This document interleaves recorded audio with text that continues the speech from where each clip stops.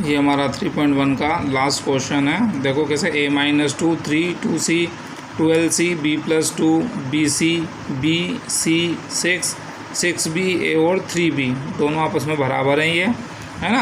अब हमें a b c का मान क्या। अब यहाँ थोड़ा सा हमें ध्यान देना पड़ेगा। देखो a - 2 की तुलना में b से करूँ तो a और b दो अज्ञात समीकरण। सबसे बढ़िया है ये पहले c ज्ञात कर लें हम। देखो c आराम से आ रहा है, 3 बराबर c, ये हो गया हमारे पास c बराबर 3।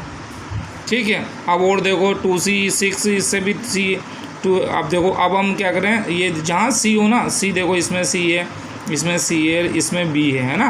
तो अगर हम c का मान है से इन दोनों की तुलना कर लें तो हमें जो है b आ जाएगा। क्या 12c बराबर 6b। तो 12 × c की जगह 3 बराबर 6b। तो b बराबर कितना हो गया 12 × 3/6। 6 दूनी 12 तो 3 दूनी 6। ये लो भाई b का मान आ गया। अब हमें a का मान ज्ञात करना है, तो आराम से यही तुलना करके b का मान है मेरे पास अब 6। तो a - 2 बराबर b, यानी कि a - 2 बराबर b का मान कितना है मेरे पास 6। a बराबर 6 + 2, यानी कि a बराबर कितना हो गया भाई 8। ये हमारा अंतिम प्रश्न भी हल हो गया। अब हम अपनी एक्सरसाइज के लिए देखते हैं थ्योरी थोड़ी सी, कि जैसे आव्यूह पर संक्रियाएँ। अगला हमारा टॉपिक हो गया आव्यूह पर संक्रियाएँ। संक्रियाएँ मतलब जोड़ गुणा भाग किस तरह से हमें हल करना है ना। तो जोड़ गुणा घटाओ भाग तो इसमें होता ही नहीं है। ठीक है। सबसे पहले तो योग की संक्रिया। अगर हमें दो जो है आव्यूह को जोड़ना है, यानी अगर हमें a + b याद करना है, तो जो पहली इसकी शर्त है वो क्या है कि a और b दोनों का जो क्रम है वो समान होना चाहिए। अगर a का क्रम 2 × 2 है तो b का भी 2 गुना, इसका 3 × 3 तो b का भी, इसका 2 × 3 तो इसका भी 2 गुना, यानी जो क्रम a का है वही क्रम क्या होना चाहिए b का होना चाहिए। तभी हम योग संक्रिया जो है दर्शा सकते हैं, प्रदर्शित कर सकते हैं, अन्यथा हम प्रदर्शित नहीं कर सकते हैं। ठीक है भाई। संगत अवयवों को जोड़ेंगे कैसे, तो जो a का क्रम है वही b का क्रम होना चाहिए। तो बहुत ही आसान सी बात है। योग के लिए क्या होना चाहिए, दोनों का क्रम समान होना चाहिए। दूसरा है वो हमारा वैकलन या घटाना। घटाने के लिए भी यही शर्त है। अगर मुझे दो जो है आव्यूह को घटाना है तो दोनों का क्रम क्या होना चाहिए, समान होना चाहिए। ठीक है। अब यहाँ तक तो ठीक है, ये तो आसान सी बात है। अब गुणन को देखिए थोड़ा सा, कि गुणन हम कैसे परफॉर्म करेंगे। तो गुणन के लिए क्या होता है, जो मुख्य जो इसकी कंडीशन है कि अगर a का क्रम है m × n, ध्यान देना a का क्रम क्या है m × n, और उसको मुझे b से गुणा करना है, तो उसका जो क्रम है वो क्या होना चाहिए, यहाँ तो n ही होना चाहिए, पीछे यहाँ कुछ भी लिखो कोई दिक्कत वाली बात नहीं है। यहाँ अगर यहाँ n है तो यहाँ भी n होना चाहिए, यानी a में जो स्तंभों की संख्या है, पीछे लिखा हुआ है तो स्तंभ, आगे होती है पंक्ति, पीछे लिखा है स्तंभ। a में जो स्तंभों की संख्या है वो b में क्या होना चाहिए, पंक्तियों की संख्या होना चाहिए, अन्यथा हम गुणा नहीं कर। पीछे चाहो तो p लिख दो, कोई दिक्कत नहीं, p q r s कुछ भी लिख दो, कोई। सबसे मुख्य बात क्या है कि a में जो पंक्तियों की संख्या है, a में जो स्तंभों की संख्या है वो b में क्या होनी चाहिए, पंक्तियों की संख्या होनी चाहिए, तभी हम गुणा कर सकते हैं, अन्यथा हम गुणा नहीं कर सकते। और सबसे महत्वपूर्ण बात कि जो हम गुणा करेंगे, जो प्राप्त जो हमें अवयव होगा उसका क्रम क्या होगा, उसका क्रम हो जाएगा, ये शेष बच रहा है ना m × p, ये m और ये p, यही इसका क्रम होगा। इसे थोड़ा सा आप ध्यान देखते हैं। जैसे मेरे पास है कोई अवयव है, जैसे 1 2 2 3, इस तरह से इसका क्रम क्या है 2 × 2। ठीक है। अब मुझे इसको गुणा करना है किसी अन्य अवयव से। ठीक है। अब स्तंभों की संख्या 2 है ना, तो पंक्तियों की संख्या 2 ही होनी चाहिए। अगर मैं 3 पंक्तियां कर दी तो मैं गुणा नहीं कर सकता हूँ। तो 1 2 3 है ना, ये क्या है, स्तंभ भले ही ज़्यादा हो जाए, 3 2 1 है ना, तो ये 2 पंक्तियाँ भले 3 स्तंभ हो, कोई दिक्कत नहीं है ना। 2 × 3, इसका क्रम क्या है, 2 पंक्तियाँ और 3 स्तंभ। यहाँ हम गुणा प्रदर्शित कर सकते हैं, गुणा कर सकते हैं। कैसे गुणा करना है वो थोड़ा सा देखना। गुणा का तरीका क्या होगा, पहली जो पंक्ति है उससे मैं किससे गुणा करूँगा, पहले स्तंभ से, मुझे मिलेगा पहला अवयव। ध्यान देना, मैं पहली पंक्ति को पहले स्तंभ से करूँगा, पहला अवयव, पहली पंक्ति को दूसरे स्तंभ से करूँगा, दूसरा अवयव, पहली पंक्ति को तीसरे स्तंभ से करूँगा, तीसरा अवयव, अवयव तो है पहला दूसरा तीसरा, पर किसका, पहली पंक्ति के, पहली पंक्ति को गुणा कर रहा हूँ तो पहली पंक्ति के पहला दूसरा तीसरा अवयव मुझे मिल जाएगा।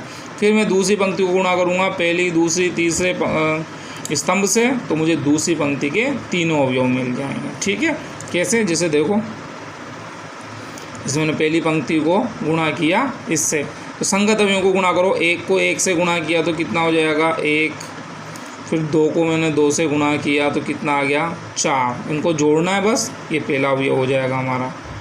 देखना आगे, पहली पंक्ति पहला स्तंभ, ध्यान से देखना भाई, फिर पहली पंक्ति दूसरा स्तंभ, देखो एक गुणा दो तो ये हो गया दो, फिर दो गुणा दो तो ये हो गया चार, आ गया दूसरा अवयव।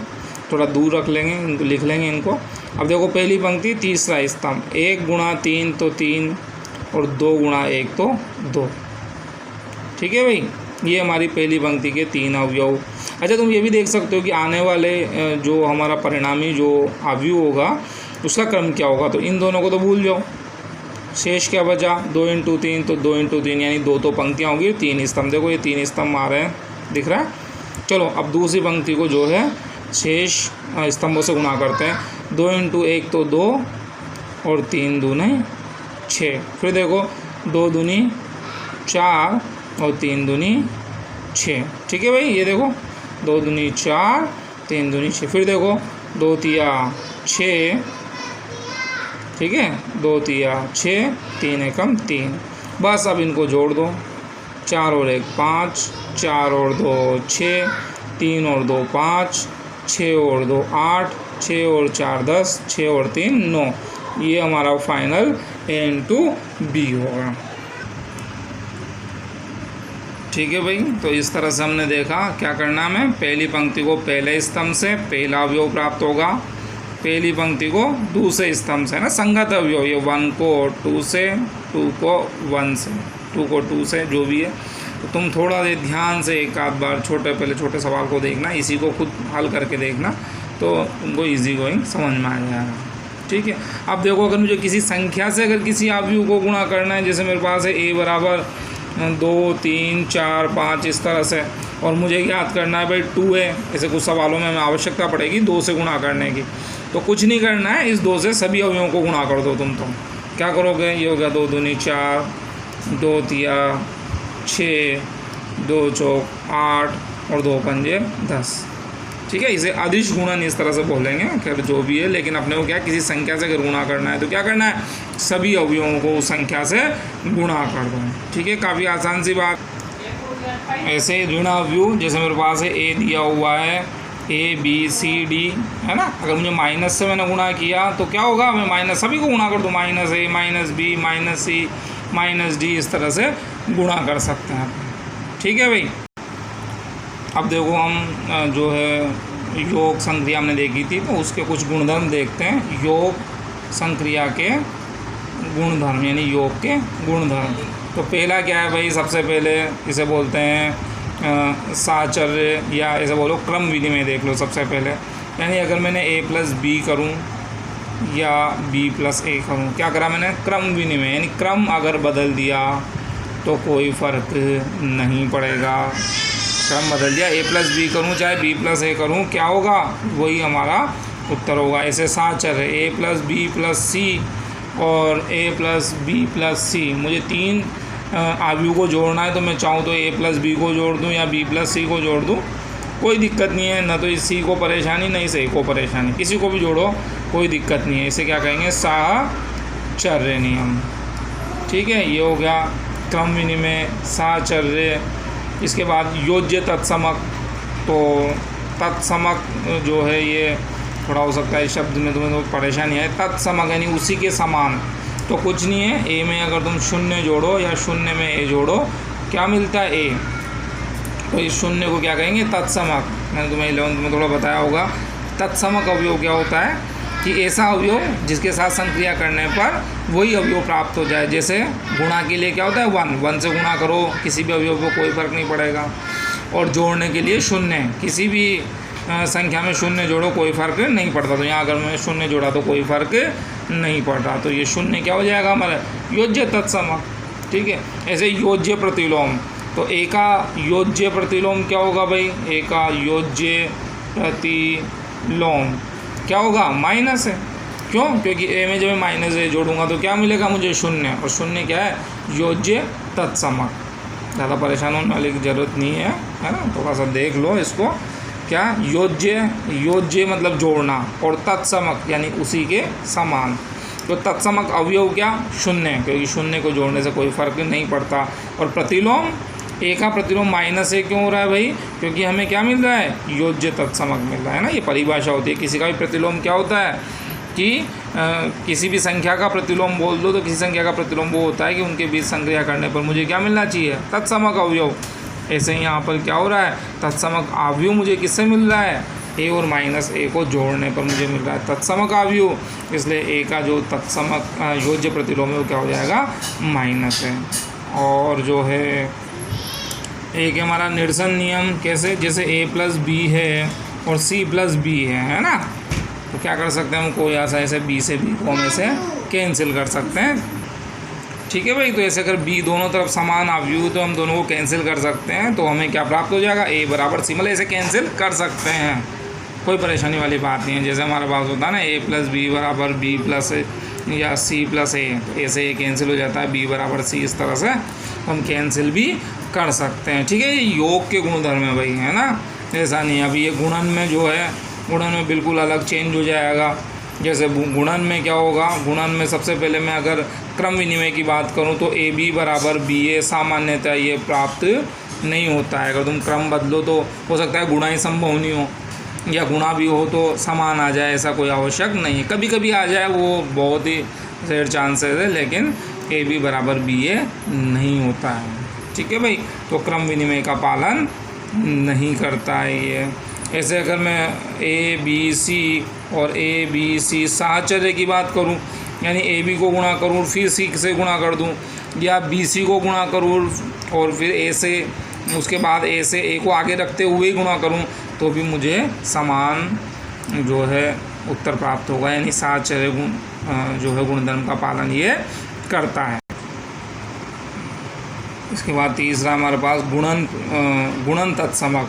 तो देखो ए को अगर मैं आई से गुणा करता हूँ, आई क्या था हमारा इकाई मैट्रिक्स, तो हमें जो है या आई को ए से गुणा करो तो हमें क्या मिलेगा ए ही मिलेगा। तो देख लो यहाँ गुणन तत्समक क्या हो जाएगा इकाई अवयव। ठीक है, ऐसे ही चौथा कॉन्सेप्ट होता है हमारे पास कि वही प्रतिलोम वाला गुणन प्रतिलोम। तो ए बी अगर मैं दो अवयव हैं उनको गुणा करने से अगर मुझे आई मिलता है तो क्या होगा, बी तो ए का प्रतिलोम है और ए जो है वो बी का प्रतिलोम है, ए बी बराबर आई, है ना। अगर दो अवयव को गुणा करने से मुझे इकाई अवयव प्राप्त होता है तो ए का प्रतिलोम बी और बी का प्रतिलोम ए। ठीक है, और एक लास्ट हमारा योग और गुणन दोनों को मिला के बंटन नियम। ए को मुझे इस तरह से परफॉर्म करना है, गुणा भी करना है योग भी करना है, तो हम दोनों को जोड़ के ए से गुणा कर दें तो भी हमें वही हल प्राप्त होगा, और ए को अंदर बांट दे, वितरित कर दे, बंटन कर दें, यानी ए बी प्लस ए सी, तो भी हमें समान हल प्राप्त होगा। इसे कौन सा नियम कहते हैं हम, बंटन नियम या फिर वितरण नियम। ठीक है भाई, तो ये हमारे गुणधर्म हो गए। इस तरह से कैंसिलेशन नियम इस तरह से लागू होगा नहीं इसमें। ठीक है, ये हमारे योग और गुणन के गुणधर्म हो गए। ठीक है, अब इन पे आधारित कुछ प्रश्न हम जो है हल करेंगे।